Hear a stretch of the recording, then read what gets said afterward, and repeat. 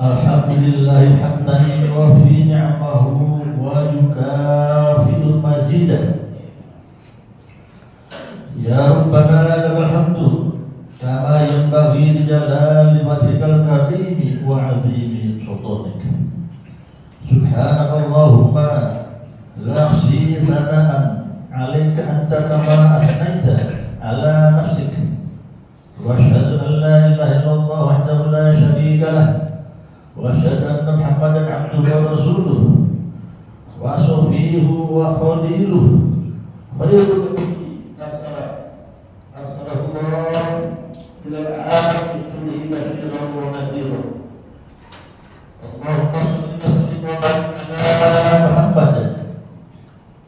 wa ala alihi wa ashabihi wa tabi'in wa tabi'in tabi'in bi ihsanin ila yaumiddin. Amma ba'd. Fa ya ayyuhal muslimun usikum wa nafsi bittaqullah wa ta'atihi la'allakum tuflihun.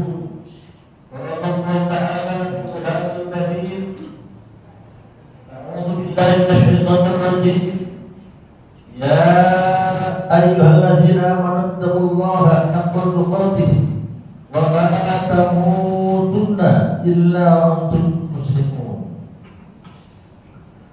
Jamaah salat Jumat Masjid Al-Muhajirin rahimahullah, marilah kita senantiasa bersyukur kepada Allah Subhanahu wa taala atas segala nikmat dan karunia yang Dia berikan kepada kita dan keluarga kita, khususnya nikmat iman, nikmat Islam, dan nikmat kesehatan serta kesempatan.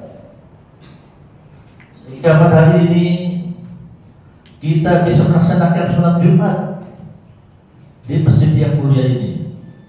Salawat dan salam semoga senantiasa Allah limpahkan kepada junjungan kita Nabi Muhammad sallallahu alaihi wasallam, kepada keluarga, sahabat, tabi'in dan semua pengikutnya termasuk kita sekalian. Melalui mimbar Jumat yang mulia ini, saya mengajak pada diri saya pribadi senang khotib dan jamaah semua untuk senantiasa terus-menerus berusaha sekuat tenaga kita untuk terus berupaya meningkatkan kualitas iman dan kualitas takwa kita kepada Allah Subhanahu wa taala. Karena hanya dengan takwa kita semua bisa menjadi hamba yang selamat baik di dunia maupun di akhirat dengan rahmat dan karunia Allah Subhanahu wa taala. Tema khutbah hari ini adalah menyambut tahun baru 1447 Hijriah. Jamaah salat Jumat rahimahullah, mari kita renungkan sejenak. Mari kita hitung-hitung kembali sudah berapa banyak amal soleh yang kita lakukan selama ini dan berapa banyak dosa yang telah kita lakukan selama ini. Allah berfirman, a'udzubillahi minasyaitonir rajim. Ya ayyuhallazina amanu taqullaha wa la tanzur nafsum ma qaddamat lighad wattaqullaha innallaha khabirum bima ta'malun. Hai orang-orang yang beriman, bertakwalah kepada Allah dan hendaklah setiap diri memperhatikan apa yang telah diperbuatnya untuk hari esok, yaitu hari akhirat. Dan bertakwalah kepada Allah, sesungguhnya Allah Maha mengetahui apa yang kamu kerjakan. Surat Al-Hasyr ayat 18. Jamaah salat Jumat rahimahullah, melalui ayat di atas Allah Subhanahu wa taala memerintahkan kepada kita agar melakukan evaluasi diri menariknya, perintah melakukan evaluasi diri ini diambil oleh dua perintah takwa. Perintah takwa pada ayat di atas diulang sebanyak 2 kali. Hadirin sekalian, perintah takwa yang pertama bermakna perintah untuk melakukan kewajiban dan bertobat atas kesalahan dan perbuatan dosa yang kita telah lakukan. Sedangkan perintah takwa yang kedua bermakna perintah menjauhi apa saja yang dilarang oleh Allah Subhanahu wa taala. Adapun hari esok dalam ayat ini dimaksudkan bukan hari esok dalam kehidupan dunia, tetapi lebih jauh dari itu. Maksudnya adalah hari esok kelak di akhirat nanti. Pasalnya, masa depan yang hakiki bukanlah masa depan dalam kehidupan di dunia ini, namun masa depan yang sebenarnya adalah masa depan kita kelak di akhirat nanti. Maka beruntunglah, berbahagialah orang-orang yang telah mempersiapkan diri dengan baik untuk menyambut kehidupannya yang abadi, yaitu kehidupan kelak di akhirat nanti. Sebagai seorang muslim, sudah seharusnya kita senantiasa melakukan evaluasi diri, baik bersifat harian, mingguan, bulanan, ataupun evaluasi tahunan. Umar bin Khattab radhiyallahu anhu pernah berkata, "Hasibu anfusakum qabla tuhasabu, wazinuha qabla an tuzamu, wa tazinu lil abdil akbar." Hisablah dirimu sebelum kamu dihisab, timbanglah amalmu sebelum kamu ditimbang nanti, dan bersiap-siaplah untuk menghadapi hari yang paling besar, yaitu hari kiamat. Jamaah salat Jumat rahimahullah, dalam menjalani kehidupan ini hendaklah kita yakin betul bahwa dunia bukanlah tempat tinggal yang sesungguhnya. Bukan. Dunia hanyalah sebuah jembatan yang akan menghubungkan kita dengan kehidupan akhirat. Kita sedang berada di atas jembatan untuk menuju kehidupan akhirat. Dunia adalah ladang bagi kita untuk menyemai amal kebaikan, sedangkan akhirat adalah saat kita untuk memanen apa yang telah kita tanam selama hidup di dunia ini. Setiap gerak-gerik dan perilaku kita di dunia akan dapat, akan luput dari apa yang disebut pertanggungjawaban kepada Allah Subhanahu wa taala. Dalam surat An-Nahl ayat 93, Allah berfirman, "A'udzu billahi minasyaitonir rajim. Walau syaa Allahu la ja'alakum ummatan wahidah, walakin yudillu man yasha'u wa yahdi man yasha', wa la tus'alunna amma kuntum ta'malun." Dan jika Allah menghendaki, niscaya Dia dijadikan kamu sekalian satu umat, akan tetapi Dia memang menyesatkan siapa saja yang Dia kehendaki dan memberi petunjuk siapa saja yang Dia kehendaki. Dan sungguh kamu sekalian pastilah akan ditanya tentang apa saja yang kamu lakukan di dunia ini. Pada akhir ayat di atas, Allah menegaskan, sungguh kamu sekalian pasti akan ditanya tentang apa saja yang kamu lakukan. Hal itu memberikan sebuah pemahaman bahwa segala sesuatu yang telah kita perbuat di dunia ini pasti kelak akan dimintai pertanggungjawabannya oleh Allah Subhanahu wa taala. Semua manusia siapa saja dan apapun statusnya akan mendapatkan perlakuan yang sama dan akan ditanya apa yang telah dilakukan selama di dunia ini. Jamaah sholat Jumat rahimahullah, setidaknya ada 4 hal yang akan ditanyakan Allah Subhanahu wa taala kepada kita.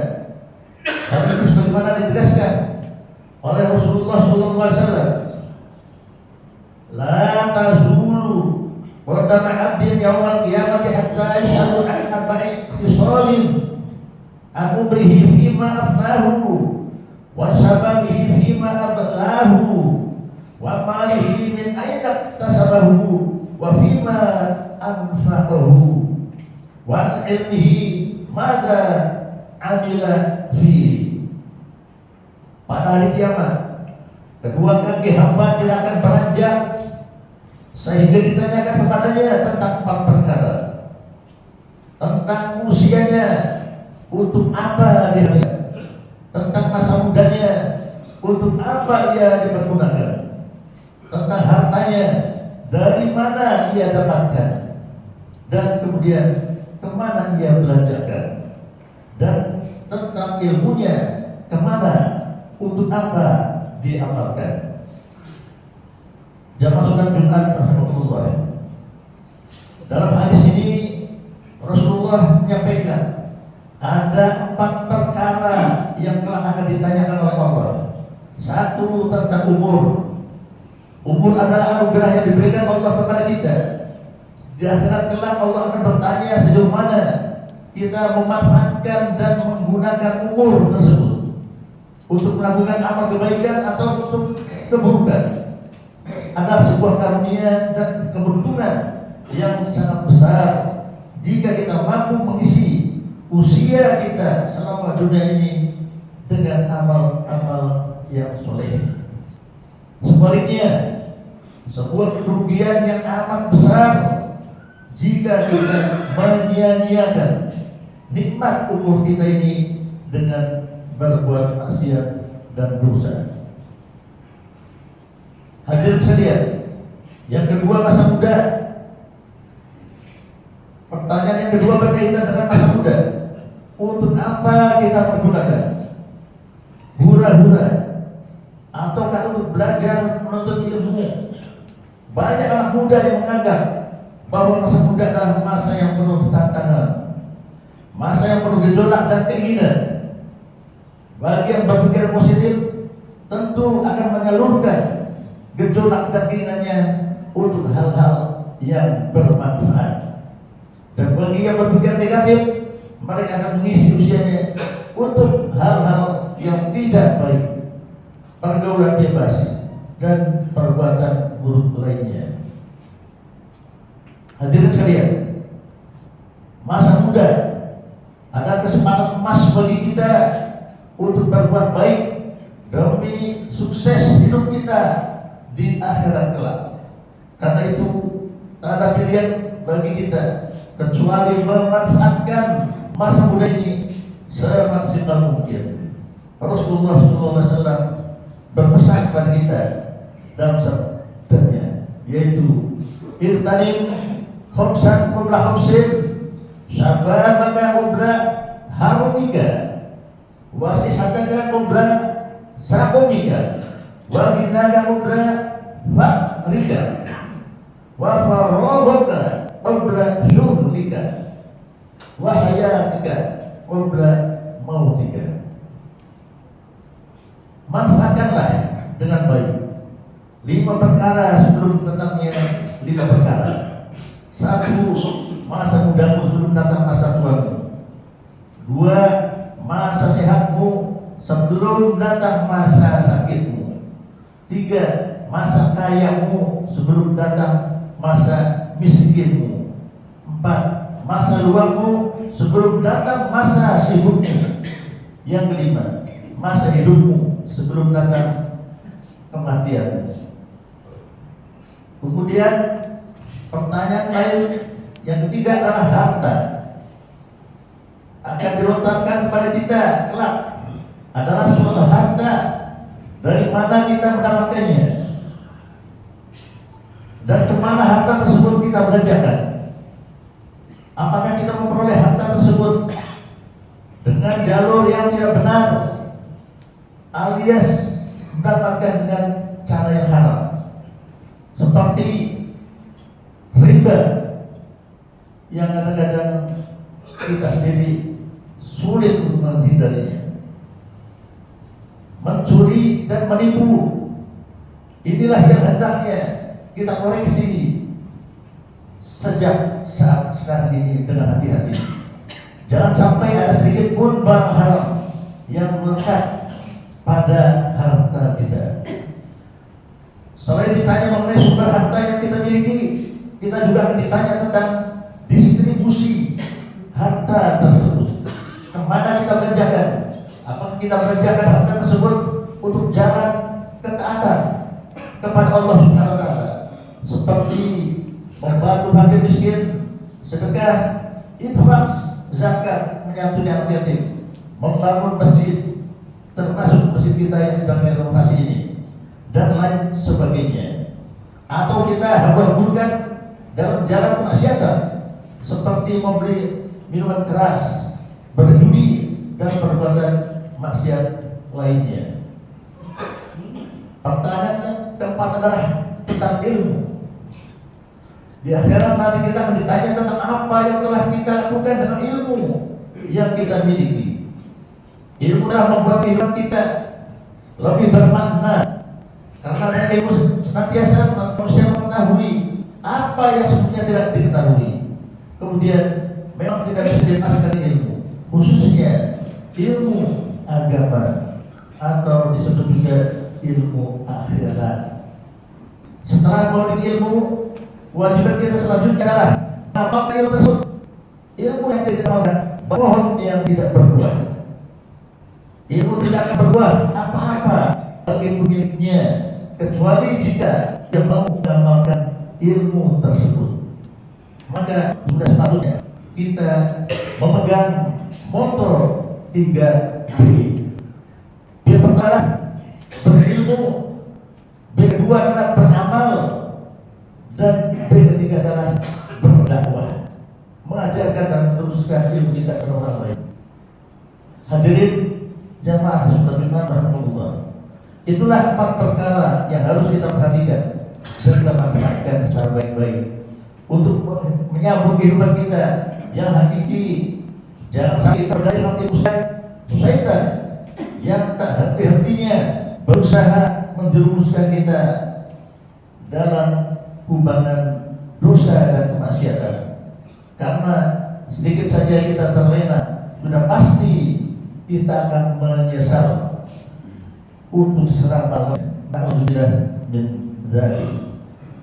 Barakallahu li wa lakum bil Qur'anil Karim wa nafa'ani wa iyyakum bima fihi min al-ayati wa dzikril hakim.